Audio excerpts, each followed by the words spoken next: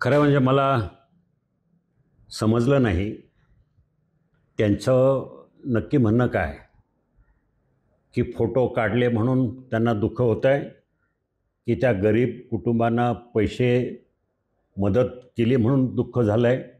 नक्की त्यांची पोटदुखी कशात आहे ते मला लक्षात आलं नाही. मुळात त्यांच्या म्हणण्याप्रमाणे त्या कुटुंबाच्या वेदना समजून घ्यायला पाहिजे. ह्या भागाचं मी 25 वर्ष लोकप्रतिनिधी म्हणून काम करतो आहे. 15 वर्ष मी खासदार म्हणून काम केलं आहे. ह्या माझ्या मतदारसंघातल्या गावागावामधल्या लोकांना माहिती आहे. अशी आपत्ती आल्यानंतर मी लोकांना मदत करत असतो. ह्या वेळेला माननीय उपमुख्यमंत्री एकनाथ शिंदे यांच्या सांगण्यावरून मी त्या कुटुंबाला मदत करायला गेलो. मदत करायच्या अगोदर 2 दिवस 2 वेळा त्या कुटुंबाची सगळी माहिती घेतली. ते अतिशय गरीब कुटुंब. त्या मुलीचे वडील कचरा गोळा करून उदरनिर्वाह करतात. आईसुद्धा अशी मोलमजुरी करून हे करतात. त्यांना राहायला घर नाही. हातावर पोट असणारं कुटुंब, अशा कुटुंबाची इतकी वाताहत झाल्यानंतर अनेक लोक फोटो काढायला आले असतील, परंतु खरी मदत देण्याचं काम उपमुख्यमंत्री एकनाथ शिंदे यांच्या सांगण्यावरून मी स्वतः तिथं गेलो आणि 5 लाख रुपये दिले. खरं ही रक्कम माझ्या दृष्टीनं मोठी की छोटी हा विषय नाही. अडचणीच्या काळामध्ये आज ते कुटुंब उघड्यावर राहत आहे. अशा वेळेला सरकारी अधिकारी वगैरे सगळ्यांच्या उपस्थितीमध्ये मी मदत केली. मला अभिमान आहे की त्या कुटुंबीच्या मदतीला धावून आलो, याचा मला स्वतःला अभिमान आहे.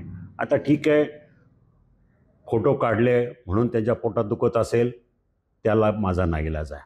लोकांनी व्हिडिओ काढले, चॅनेलचे लोक होते त्यांनी व्हिडिओ काढले, फोटो व्हायरल झाले. याच्याबद्दल मी काही कोणाला सांगितलं नाही की बाबा हे त्या महिलेचं, त्या कुटुंबाने माझा आभार मानले.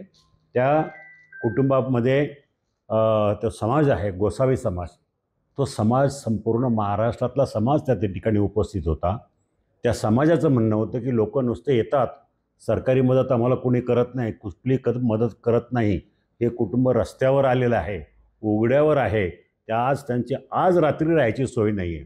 अशा अवस्थेमध्ये मी स्थानिक प्रशासनाला विनंती करून, स्थानिक ग्रामस्थांना विनंती करून लोकांनी कुठेतरी त्यांना भाड्याचं घर द्यावं, त्यांचा प्रपंच उभा राहावा म्हणून मी 5 लाख रुपये तिथं नेऊन दिले आदरणीय एकनाथभाई शिंदे यांच्या सूचनेवरून.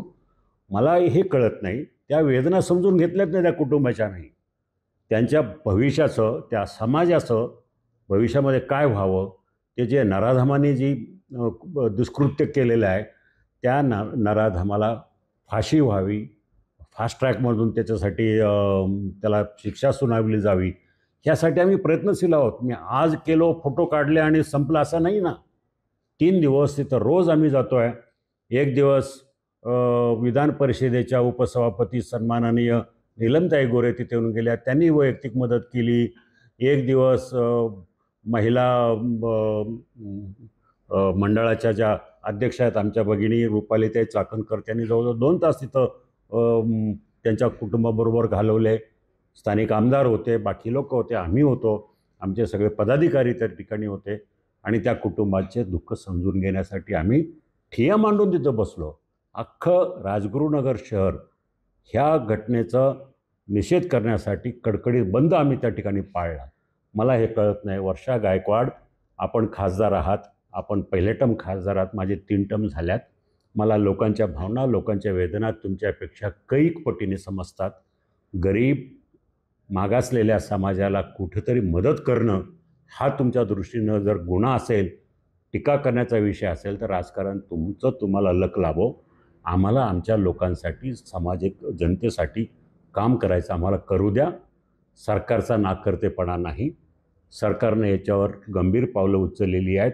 एकनाथभाई शिंदे यांनी सरकारच्या माध्यमातून प्रशासनाला आदेश दिलेले आहेत. तातडीनं गुन्हेगाराला पकडण्यात आलेलं आहे. ह्या सगळ्या गोष्टी झाल्यात. तुम्ही आपलं दिल्लीमध्ये शांतपणे फोटो काढा. तुमचे फोटो कितीतरी पटीने नुसते झळकत राहतात. तुम्ही काय काम करतात हा संशोधनाचा विषय आहे. कृपा करून गरिबाच्या पोटावर पाय देऊ नका. जे गरिबाला मदत मिळते, भविष्यामध्ये असं मदत करायला कोणी येणार नाही, फक्त तुमच्यासारखे चमकोगिरी करायला लोक येतील. कृपा करून लोकांच्या पोटावर पाय देऊ नका आणि तुमच्या पोटात दुखून देऊ नका, एवढीच मला आपल्याला विनंती करायची.